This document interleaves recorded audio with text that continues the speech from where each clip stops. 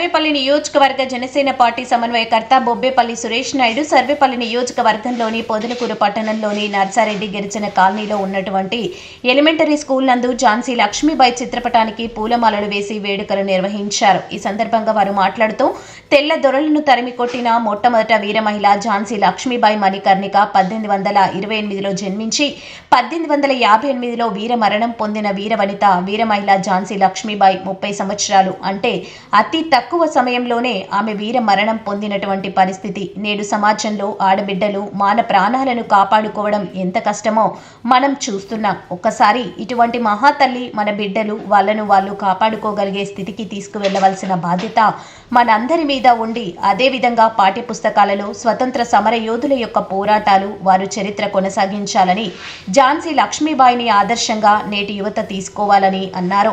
ఈ కార్యక్రమంలో స్థానిక మండల నాయకులు నారదాసు రవి, కొమ్ముల ప్రసాద్, వంశీ, బండి మనోజ్, మందపల్లి ప్రవీణ్, జమీర్, కాదర్ బాషా తదితరులు పాల్గొన్నారు. ఝాన్సీ లక్ష్మీబాయి గారి జయంతి ఆనాడు ఆంగ్లేయులని తరిమి కొట్టినటువంటి మొట్టమొదట రాణి వీర మహిళ. ఆమె అసలు పేరు మణికర్ణిక.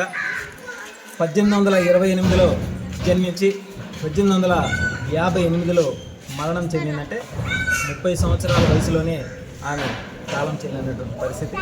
1857లో ఆనాటి ఆంగ్లేయులను తరిమి కొట్టడంలో మొట్టమొదటిగా కథం తొక్కి వీరత్వాన్ని ఒక బిడ్డని గుడ్డలో భుజం మీద కట్టుకొని ఆమె చేసినటువంటి పోరాట ప్రతిమ ఈరోజు మనమందరం కూడా స్మరించుకోవాలి.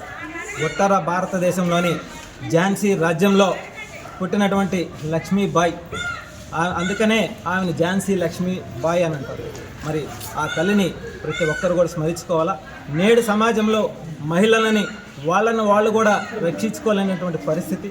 కానీ ఇటువంటి వాళ్ళని ఆదర్శంగా తీసుకొని మన ఆడబిడ్డలందరినీ కూడా అదే ప్రతిమతో చదివించి వాళ్ళని వాళ్ళు కాపాడుకుంటూ సమాజాన్ని కూడా కాపాడుకునేటువంటి శక్తుల్లాగా తయారు చేయాల్సినటువంటి బాధ్యత ప్రతి ఒక్కరి మీద ఉంది. కాబట్టి గతంలో అయితే మేము చదువుకునేటప్పుడు పుస్తకాలలో ప్రతి ఒక్కరి గురించి, మహిళల గురించి, వారి యొక్క వీరత్వాల గురించి, బ్రిటిష్ వారిని తరిమి కొట్టడంలో వాళ్ళ యొక్క పాత్ర గురించి అనేక సందర్భాలలో పుస్తకాలలో పాఠాలలో మేమందరం చదువుకున్నాం. కాబట్టి మాకు అంతా ఇంతో తెలుసు. కానీ నేడు చాలామందికి వాళ్ళ గురించి తెలియకపోవచ్చు. ఎందుకంటే పాఠ్య పుస్తకాలలో మార్పులు చేర్పులు అని చెప్పి ఏదైతే భారతదేశంలో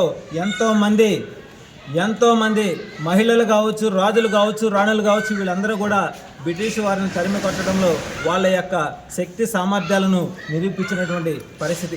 వాళ్ళందరినీ కూడా మనం స్మరించుకోవాలి. ఈరోజు స్వేచ్ఛా వాయువులను పీల్చుకుంటూ మనం స్వతంత్రంగా బతుకుతూ మనం స్వతంత్రులమే, మనం మాట్లాడే హక్కు మనకుంది, మనం సమస్యలపై పోరాడగలిగినటువంటి హక్కు మనకుందనంటే ఆనాడు ఆ తెల్లదొరలను తరిమి కొట్టి మనల్ని, మన దేశాన్ని, మన సంపదని, మన బిడ్డలని, మన భవిష్యత్తుని కాపాడినటువంటి వాళ్ళందరినీ కూడా మనం స్మరించుకోవాలా. అదేవిధంగా ప్రభుత్వ పథకాలు కావచ్చు, ప్రభుత్వాలు నిర్వహించేటప్పుడు ఆ స్వతంత్ర సమరయోధులు కావచ్చు, ఇటువంటి మహాతల్లుల గురించి వాళ్ళ యొక్క పేర్లు పెట్టుకుంటూ రేపు రాబోయే తరాలకు కూడా వాళ్ళ గురించి తెలియజేయాల్సిన బాధ్యత మనందరి మీద ఉంది. అదేవిధంగా ప్రతి స్కూల్ కూడా ఇటువంటి వారిని ఇటువంటి జయంతులప్పుడు స్మరించే విధంగా పిల్లలకు తెలియజేయాల్సిన బాధ్యత మనందరి మీద ఉంది. స్కూల్ పాఠ్య పుస్తకాలలో యథావిధిగా ఆనాడు పోరాట ప్రతిమను సాధించినటువంటి ప్రతి ఒక్కరి గురించి కూడా మనం స్మరించుకునే విధంగా, వాళ్ళని జ్ఞాపకం చేసుకునే విధంగా ఈ యొక్క జయంతులు, వర్ధంతులు జరుపుకోవాల్సిన బాధ్యత మనందరి మీద ఉందని చెప్పి మనస్ఫూర్తిగా తెలియజేస్తూ, అదే సర్వేపల్లి నియోజకవర్గంలోని జనసేన పార్టీ ఆధ్వర్యంలో పొదలకూరు మండలంలో మన రవీణ గారి సహకారంతో ఈరోజు ఈ స్కూల్ నందు పిల్లలకి స్లేట్స్, బిస్కెట్ ప్యాకెట్స్ పంపిణీ చేయడం జరిగింది. అదేవిధంగా ఎవరినైనా సరే మేము స్మరించుకుంటాం, వాళ్ళ యొక్క జ్ఞాపికలను పిల్లలకు కూడా పంచుతూ ముందుకు వెళ్తామని చెప్పి మనస్ఫూర్తిగా తెలియజేస్తాం. ఈరోజు ఝాన్సీ లక్ష్మీబాయి గారి జయంతిని పురస్కరించుకొని మన పొదలకూరు పట్టణంలోని నర్సారెడ్డి కాలనీ నందు గిరిజన పాఠశాల నందు పిల్లలకి స్లేట్స్, పెన్సిల్స్ ఇచ్చి ఝాన్సీ లక్ష్మీబాయి గారి చరిత్రను వివరించడం జరిగింది. ఈ యొక్క స్కూల్లో ప్రతి ఒక్క స్వతంత్ర సమరయోధుడి గురించి మేము జనసేన తరఫున కార్యక్రమాలు చేపట్టాం.